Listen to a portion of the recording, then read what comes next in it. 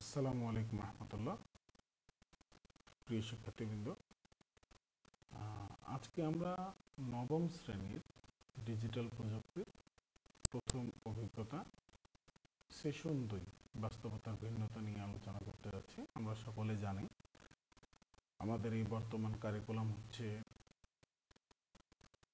গবেষণা এবং কারিগরি শিক্ষা ভিত্তিক একটি কারিকুলাম, অর্থাৎ আমরা এক একটা সেশনে এক একটা যোগ্যতা অর্জন করব। অনেক সময় একাধিক সেশন মিলে একটি যোগ্যতা অর্জিত হবে, আবার অনেক সময় একটি সেশনে একাধিক যোগ্যতা অর্জিত হবে, আবার বেশিরভাগ সময় দেখব আমরা একটি সেশন একটি যোগ্যতা অর্জন করছি।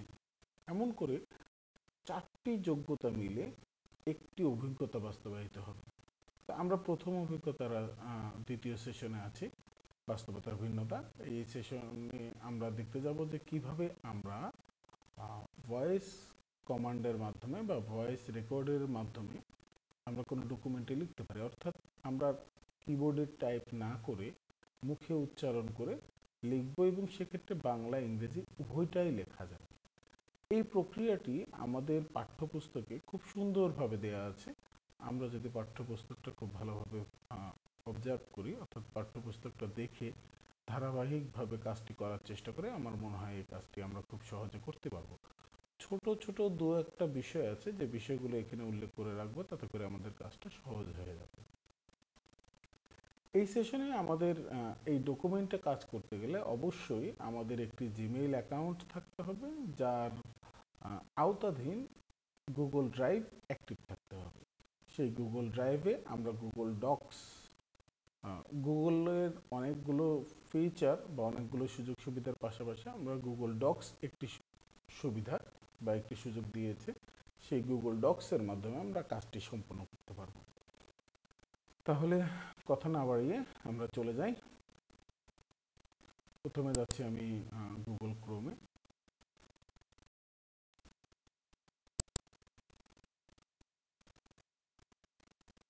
আমরা চাইলে ক্রোম বাদেও মজিলা ফায়ারফক্স, অপেরা মিনি এই জাতীয় যে কোনো ব্রাউজার ব্যবহার করতে পারবো, তবে যেহেতু গুগলের সার্ভিস ব্যবহার করতে যাচ্ছি সেই হিসেবে আমি প্রেফার করব যে আমরা গুগল বা ক্রোম ব্রাউজারটাই যেন ব্যবহার করে, তাতে আমাদের কাজটা অনেক সহজ হয়ে যাবে। ছোটোখাটো দু একটা জিনিস স্ক্রিপ্ট মিস হতে পারে, এই মিসিংটা যেন না হয় সেটার জন্য আমরা এই গুগল ক্রোম ব্রাউজারটা ব্যবহার করছি। আমি বাম পাশে আমাদের পাঠ্যপুস্তকের অংশটা রেখেছি এবং ডান পাশে পাঠ্যপুস্তকে যেভাবে বলেছি ঠিক সেইভাবে আমরা গুগল ক্রোম ব্রাউজারের কাজটি করব। আমাদের এখানে বলেছে এই কাজটি করতে আমাদের ল্যাপটপ বা ইন্টারনেটে আমাদের ল্যাপটপ ইন্টারনেট সংযুক্ত থাকতে হবে, অর্থাৎ আমাদের এই কম্পিউটারটা ইন্টারনেট সংযুক্ত আছে কিনা আমরা একটু চেক দিয়ে দেখব। দেখেন আমাদের এখানে লেখা আছে ইন্টারনেট অ্যাক্সেস। এবার আমরা চলে যাব গুগল ডক্সে। এটার জন্য আমি বলেছিলাম যে আমাদের অবশ্যই কি থাকতে হবে, এই যে গুগল ড্রাইভ থেকে একটি ডক্স ফাইল খুলতে হবে। তাহলে চলে যাই গুগল ড্রাইভ। গুগল ড্রাইভে যাওয়ার জন্য লিঙ্কটি হবে drive.google.com। এটা লিখে আমরা যদি কিবোর্ডে এন্টার দিই, দেখবো যে আমাদের এখানে গুগল ড্রাইভ চলে আসছে। এইখান থেকে আমরা মাই ড্রাইভ অপশনটাতে চলে যাব। এখানে হোম দেখতে পাচ্ছি, কম্পিউটার্স দেখতে পাচ্ছি, আমরা মাই ড্রাইভ অপশনে চলে যাচ্ছি। এখানে গিয়ে আমরা কোনো ফোল্ডারের ভিতর হোক অথবা আমরা বাহিরে হোক, দুই প্রান্তে কাজ করতে পারবো। আমি একটা ফোল্ডারের ভিতর চলে যাচ্ছি, আমাদের কাজটা অর্গানাইজড ভাবে যেন থাকে, আমি যেন পরে সহজে খুঁজে পেতে পারি, এটার জন্য আমি একটি ফোল্ডারে রাখছি। আমি এখানে একটি ফোল্ডার ক্রিয়েট করে নিই। আমাদের কাজটি একটু সহজ করার জন্য আমরা ফোল্ডার ক্রিয়েট করছি ক্লাস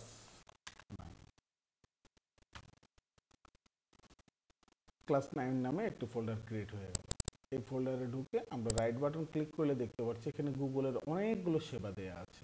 দেখেন, Google Docs, Google Sheets, Google Slides, Google Forms, এরকম অনেকগুলো সেবা দেয়া আছে। অর্থাৎ আমাদের কম্পিউটারে যদি মাইক্রোসফট ওয়ার্ডের কোনো অ্যাপ্লিকেশন দেয়া না থাকে, অফিস ম্যানেজমেন্টের কোনো অ্যাপ্লিকেশন দেয়া না থাকে, আমরা চাইলে গুগল থেকে এই সেবাগুলো নিয়ে খুব সহজেই কাজ করতে পারবো। শুধু আমাদের কম্পিউটার বা ল্যাপটপে অবশ্যই ইন্টারনেট সংযোগ থাকতে হবে। আমি চলে যাচ্ছি গুগল ডক্সে। গুগল ডক্সে যখন ক্লিক করব তখন আমাদের এখানে দিবে ক্রিয়েট অ্যান্ড শেয়ার, এই অপশনটি আমাদের সিলেক্ট করতে হবে। ক্যান্সেল করলে নিঃসন্দেহে আমরা বুঝতে পারছি যে অ্যাপ্লিকেশনটি চালু হবে না। আমরা ক্রিয়েট অ্যান্ড শেয়ারে চলে আসলাম, একটু সময় দিতে হবে। তাহলে আমাদের বলেছে গুগল ড্রাইভে গিয়ে ডক্স ফাইলটি খুলব। আমরা কিন্তু অলরেডি গুগল ড্রাইভে গিয়ে ডক্স ফাইলটি খুলেছি। এখন আমাদেরকে বলছে ফাইলের ফন্টস এ ক্লিক করে মোর ফন্টস অপশনে সিলেক্ট করব। এই তাহলে আমরা এখানে কি প্রয়োজন পড়বে, ফন্ট অপশনটা প্রয়োজন পড়বে। আমরা এখানে দেখতে পাচ্ছি মেনু বারে আসলে ফন্ট নামে কোনো অপশন নেই। আমি ব্রাউজারটা একটু ছোট করে রেখেছি, তাই হয়তো বিষয়টা দেখতে অসুবিধা হচ্ছে। আমি ব্রাউজারটাকে একটু বড় করে, আমার মনে হয় তাতে আমাদের দেখতে একটু সুবিধা হবে। দেখেন আমি যখন ব্রাউজারটা বড় করলাম, এখানে দেখছি এরিয়াল নামে একটি কথা লেখা আছে, নর্মাল টেক্সট এরিয়াল। আমরা এরিয়ালে যখন নিয়ে যাব, দেখেন ছোট করে কালো ব্যাকগ্রাউন্ডে একটি লেখা আসছে ফন্ট। আমরা এই ফন্ট অপশন, ওনারা মূলত এই ফন্ট অপশনের কথা বলেছেন, আমরা এই ফন্ট অপশনে চলে যাব। এখানে গিয়ে আমাদেরকে বলেছে মোর ফন্টস অপশনটাতে যেতে। আমরা মোর ফন্টস অপশনটাতে চলে আসলাম। মোর ফন্টসে আসার পর আমাদের এখানে কি বলছে যে নতুন একটি পপ আপ উইন্ডোজ আসবে। আমাদের এই যে উইন্ডোজটা আসছে এটাকে বলছে পপ আপ উইন্ডোজ।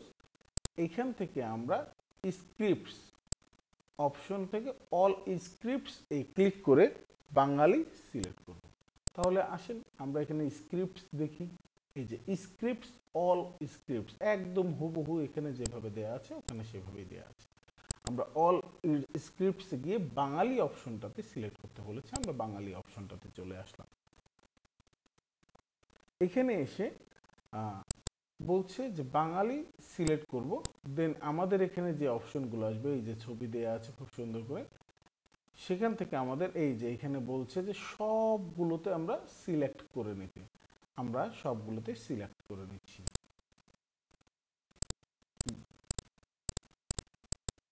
যতগুলো বাংলা ফন্ট আছে আমরা সবগুলোকে সিলেক্ট করে দিলাম।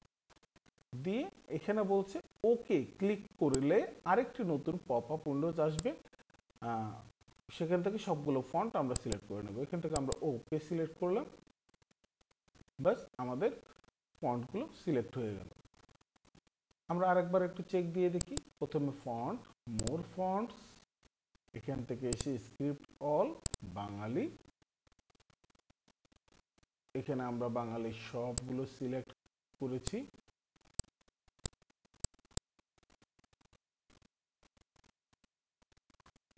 এবার আমরা এটাকে ওকে দেব, ব্যাস আমাদের ফন্ট সিলেকশন হয়ে গেল।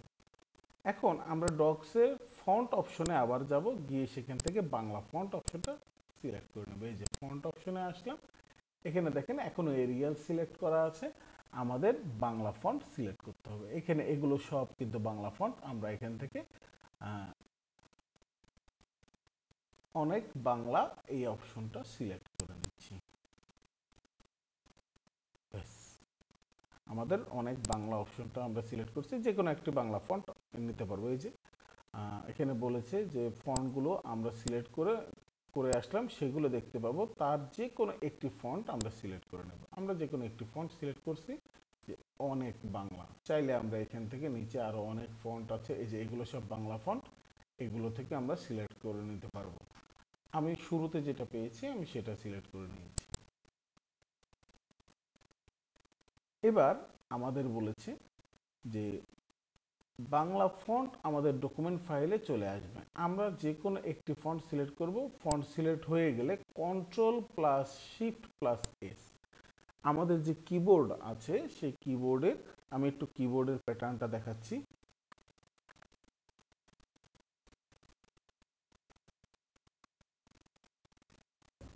এই যে এই control plus shift plus S এই বাটনটা প্রেস করতে বলেছে।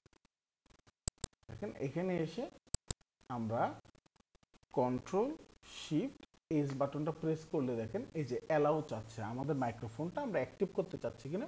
ফার্স্ট টাইমে আমাদের থেকে অ্যালাউ অপশনটা চাইবে। আমরা এটা অ্যালাউ করে দেব। তাহলে বলছে যে এই 3টি বাটন একসাথে ক্লিক করলে ভয়েস কমান্ড চালু হয়ে যাবে, স্ক্রিনে একটি মাইক্রোফোনের ছবি আসবে, মাইক্রোফোনের উপর আমাদের ফন্ট অপশন থাকবে, আমরা বাংলা সিলেক্ট করে নেব। তাহলে মাইক্রোফোনের এখানে এই যে এই জায়গাটাতে দেখেন আমাদের ফন্ট অপশন আছে, আমরা এখান থেকে বাংলা সিলেক্ট করে নেব।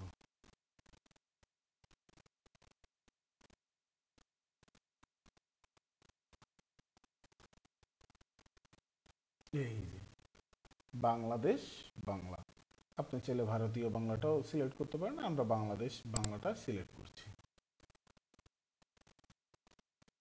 এবার মাইক্রোফোনটিতে ক্লিক করলে আমাদের ভয়েস রেকর্ড হওয়া শুরু হয়ে যাবে, যেটা আমরা ডক্সে লেখা দেখতে পারবো। আমি মাইক্রোফোনটাতে ক্লিক করছি। আমার সোনার বাংলা, আমি তোমায় ভালোবাসি। দেখেন আমি ভয়েস কমান্ডে যা বলছি তা এখানে লেখা হয়ে যাচ্ছে।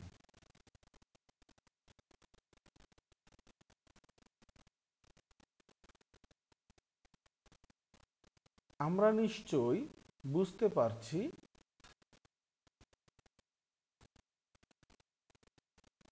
কিভাবে বাংলা ভয়েস কমান্ডে লিখতে পারব।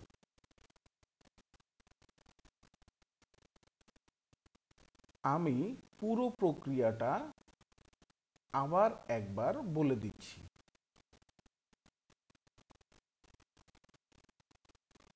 প্রথমে আমরা গুগল ড্রাইভে গিয়ে গুগলের সেবা ডক্স অপশনটি সিলেক্ট করব। এতে করে আমাদের গুগল ডক্স ফাইলটি চালু হয়ে যাবে। তারপর আমরা ফন্ট অপশন থেকে বাংলা ফন্টগুলো চিনিয়ে দেব।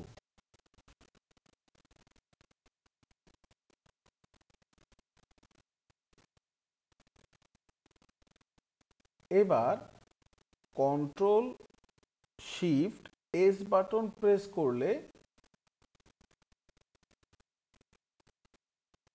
আমাদের বাংলা লেখার জন্য মাইক্রোফোনের একটি লোগো চলে আসবে। এই লোগোর উপর থেকে আমরা বাংলাদেশ বাংলা অপশনটি সিলেক্ট করে দেব। এবার মাইক্রোফোনের উপর ক্লিক করলেই আমাদের লেখার কার্যক্রম শুরু হয়ে যাবে। এখন মাইক্রোফোনটি অফ করে দিচ্ছি।